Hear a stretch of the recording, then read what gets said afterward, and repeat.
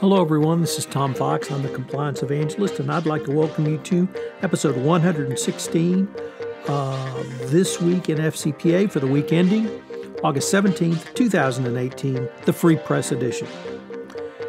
Jay is on a well-earned Alaskan Disney cruise with his family, so I'm going to take this week on a solo effort, and we're going to look at the week's compliance and ethics stories through the prism of President Trump's attacks on the free press and the press's response.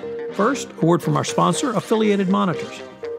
Founded in 2004, Affiliated Monitors provides professional, independent integrity monitoring and ethics and compliance assessments nationally and internationally across almost all industries. With its knowledge of effective ethics and compliance programs and cultures, Affiliated Monitors is respected for its work as the corporate monitor on matters ranging from multinational corporations to small and mid-sized companies and even individuals. Having served in over 700 monitorships, no one has more experience as an independent monitor than the team at Affiliated Monitors. For more information on how an independent monitor can help improve your company's ethics and compliance programs, visit our sponsor, Affiliated Monitors, at www.affiliatedmonitors.com. So some of the stories I take up this week include the role of the free press in the fight against bribery and corruption. In his final column at the Wall Street Journal Risk and Compliance Journal, Ben DiPietro wrote about social activism, prioritizing the push for integrity and inclusion. We take a look at the imbroglio of the Tesla board of directors, the SEC subpoena to them, and, of course, Elon Musk's funding secured tweet. We ask the question, why is it stupid to come to the U.S. and, number one, demand a bribe and then to accept it while in the U.S.? Sam Rubenfeld explains. The U.K. pushes back on U.S. jurisdictional outreach. What does it mean going forward?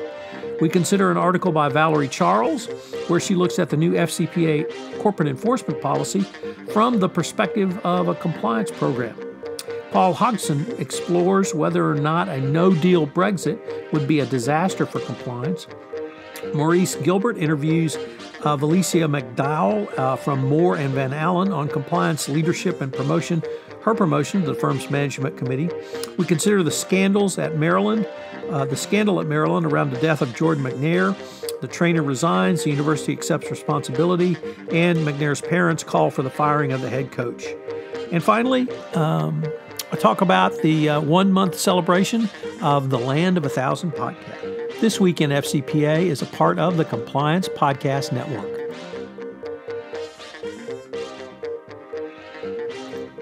This is Tom Fox again.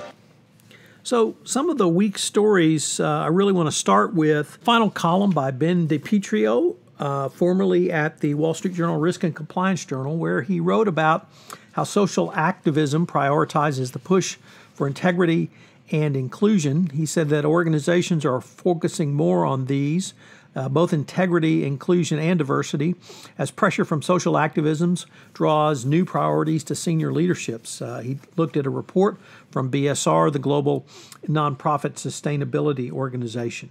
We, of course, link to that in the show notes. Tesla continues a pretty difficult streak based upon the tweet from its CEO, Elon Musk, where in early August, he tweeted that he was considering taking the company public at $420 a share and had funding, quote, funding secured, end quote, to do so. Since that time, it turned out that the Tesla board of directors were blissfully unaware of this proposal. They have managed to form a special board committee to consider the strategy. However, the board is unaware of any such deal and has not reached any conclusion about such deal. Musk himself this week hired business advisors to help this process along. And the question for the Securities and Exchange Commission, which it was reported today, it issued a subpoena to the board of directors of their knowledge of this, is all this activity that's occurred since the tweet, i.e. after the fact, is Musk and the company simply trying to clean up the mess it found itself in going forward. As for the board, its role, it was really interesting, the commentary this week. Andrew Ross Sorkin of the New York Times Deal Book said that members of Tesla's board are scrambling to control the chief executive some directors think is out of control.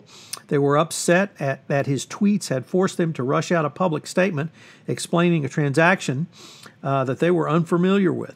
Multiple directors have recently told Musk that he should stop tweeting, and one urged him to stick to building cars and launching rockets. Both the company's board and the PR staff have echoed this point.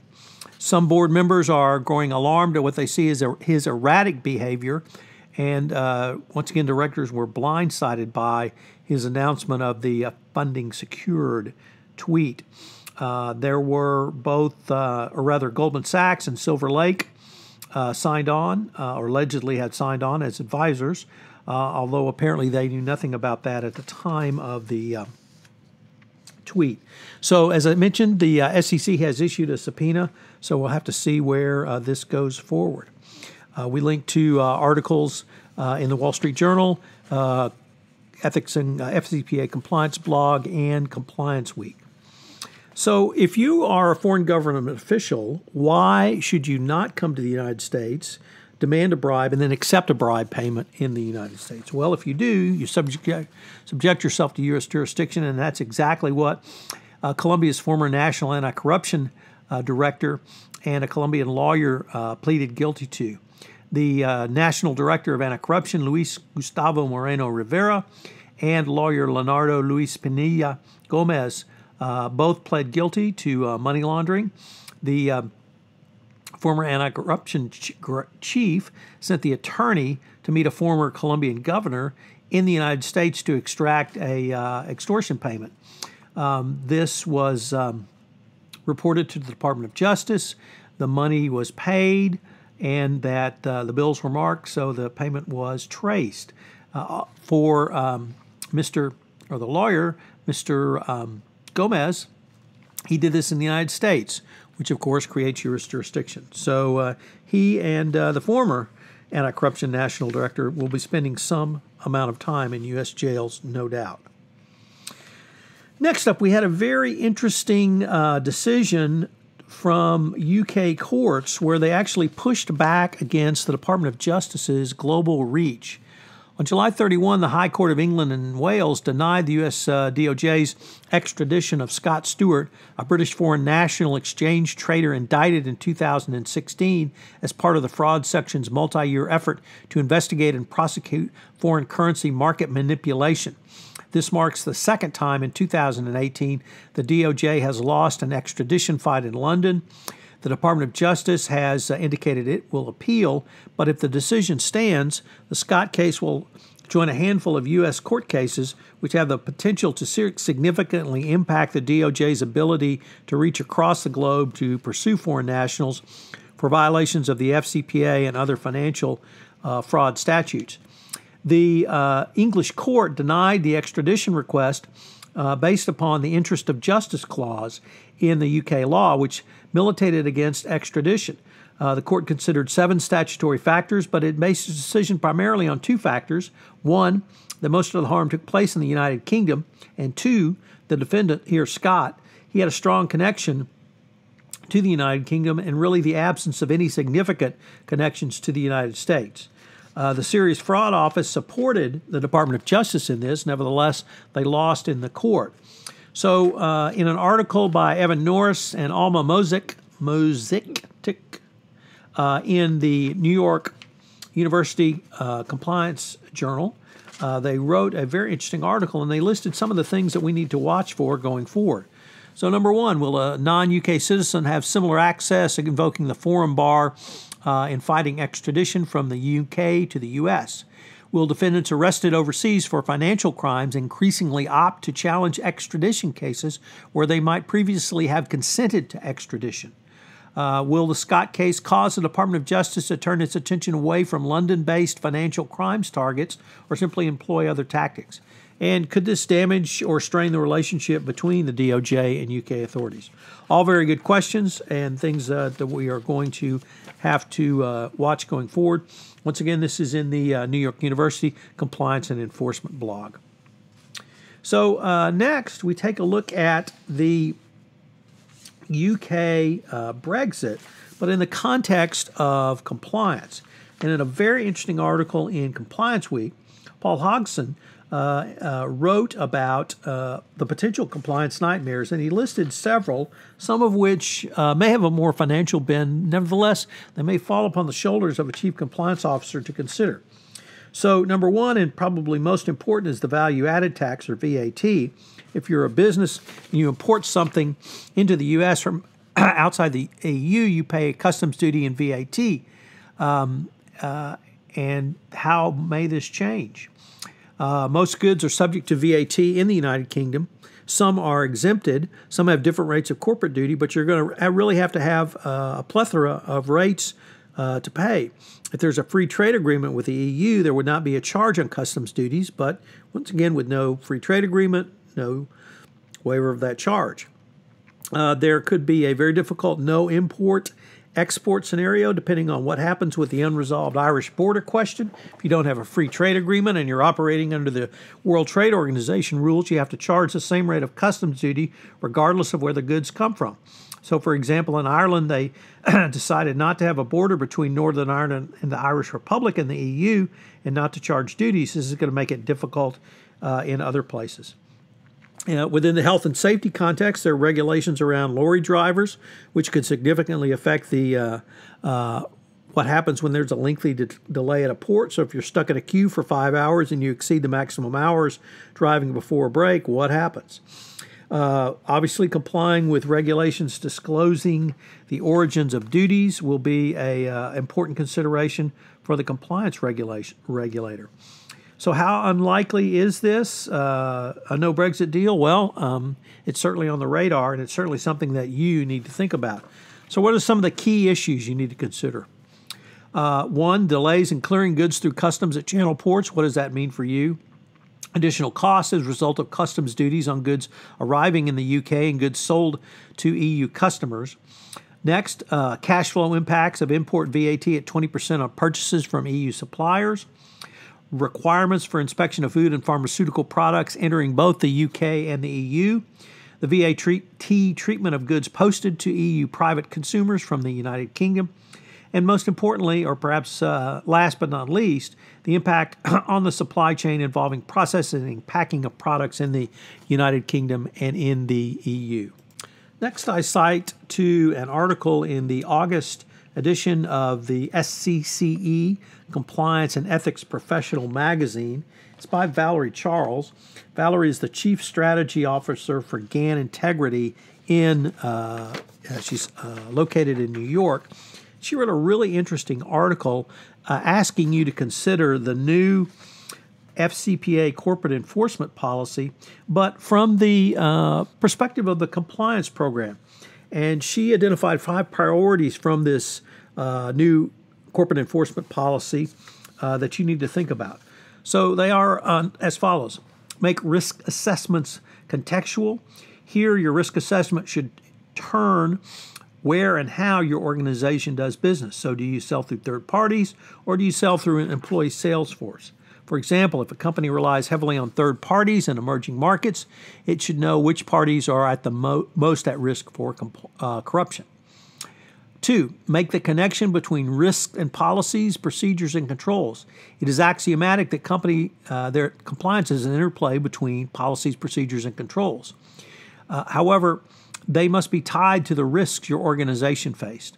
Once again, if your sales model is third parties, how robust is your due diligence? How many levels down does third parties does your due diligence go? Does it go to the sub-agent level? Think about the Panasonic Avionics FCPA enforcement action, where the issue was sub-agents surreptitiously appended to currently existing agents who've been previously approved. Obviously, if you want cooperation credit from the Department of Justice, you're going to be required to cooperate fully.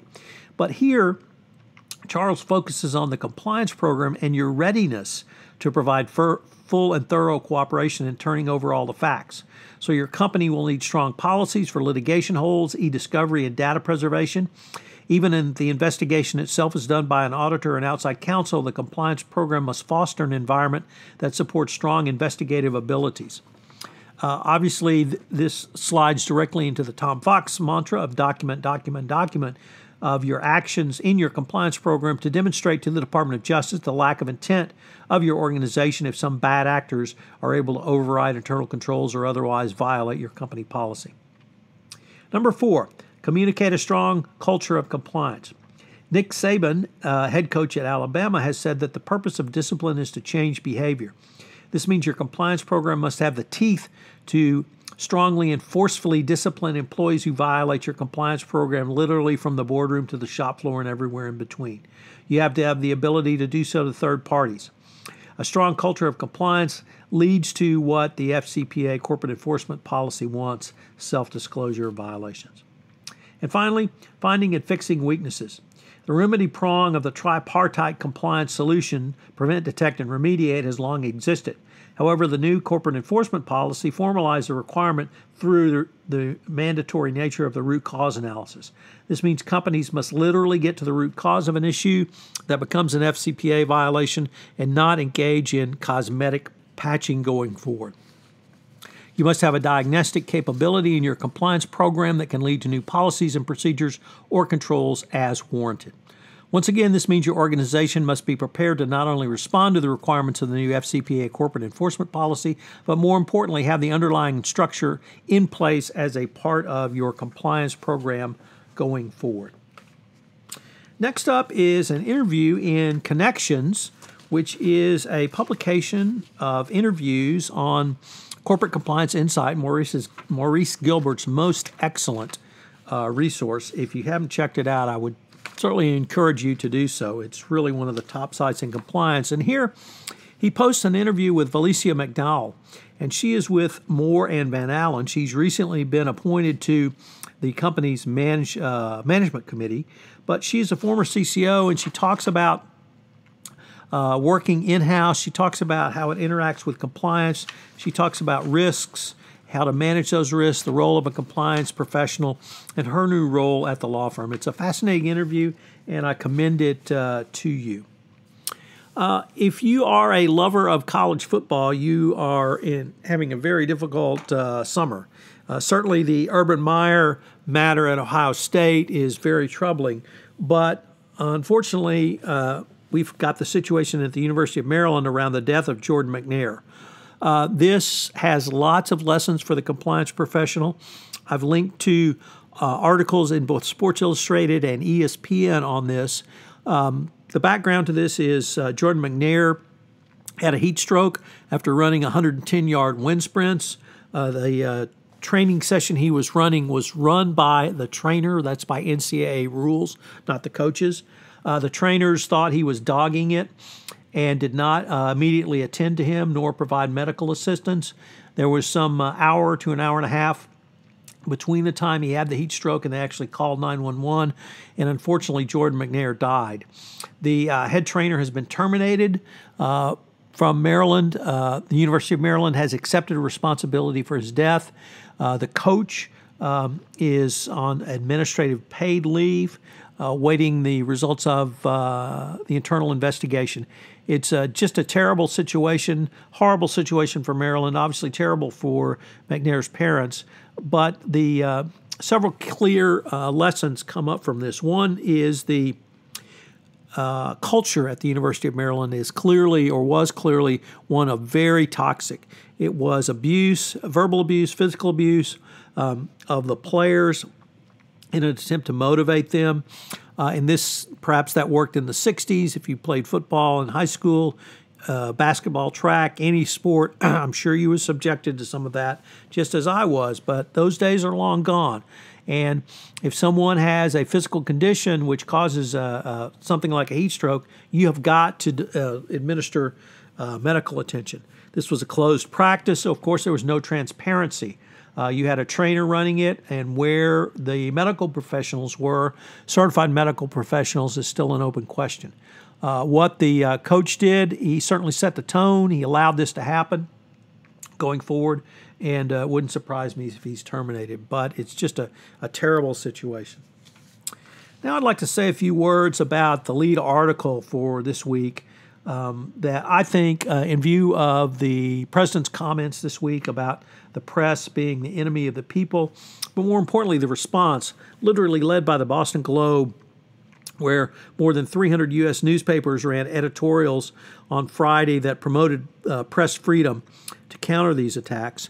And it really reminded me how important the free press is a fight against bribery and corruption.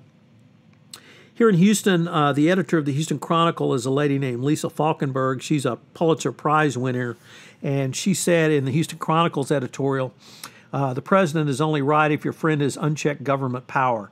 If your allies are corruption and the misuse of taxpayer dollars, if it's biased grand juries and wrongful convictions, if it's a state policy illegally denying special education services to thousands of Texas children, then you don't want a free press.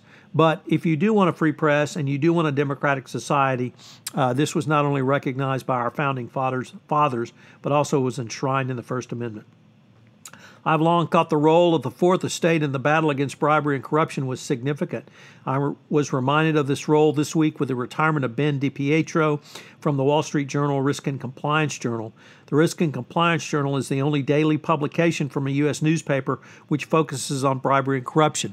Obviously, there are some bloggers out there, myself included, Dick Casson at the FCPA blog, Mike Volkov, and others, but this is the only national daily U.S. newspaper that focuses on bribery and corruption.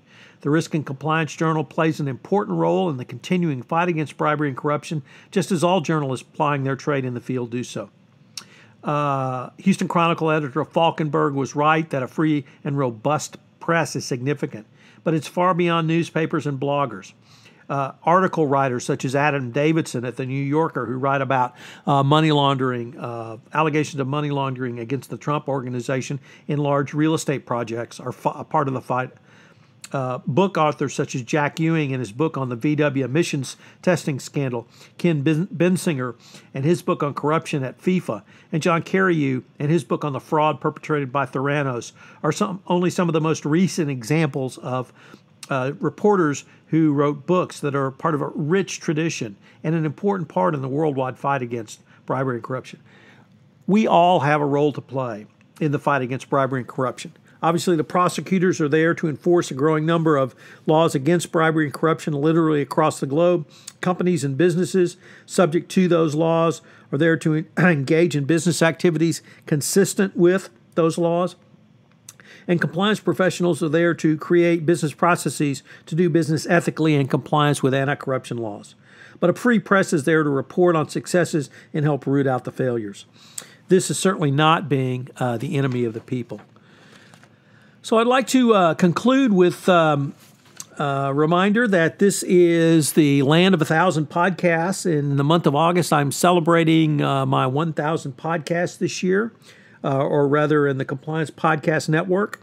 This week, I've run a 5-part series with Matt Kelly, my partner over on Radical Compliance, on the future of internal audit, compliance, and analytics. Today, Part 5 will post. Next week, I'm running a series on ethical culture, what it means, how to assess it, how to measure it, and how to drive it going forward. That will be sponsored by this podcast sponsor, Affiliated Monitors. The podcast series posts daily at 10 a.m. on the Compliance Podcast Network here on the FCPA ComplianceReport.com site. Also, it posts in the morning a little bit earlier on JD Supra, and I will be uploading all 5 episodes on Monday in Libsyn and iTunes if you want to download them and binge listen to them. I hope you will check them out. The series on ethical culture is very fascinating, but it's an important series for every compliance practitioner. So this is the end of episode 116. I hope you've enjoyed it. I've certainly enjoyed bringing it to you. Jay Rosen will be back next week, and I hope you will join me again. This is Tom Fox, the Compliance Evangelist. This Week in FCPA is a part of the Compliance Podcast Network.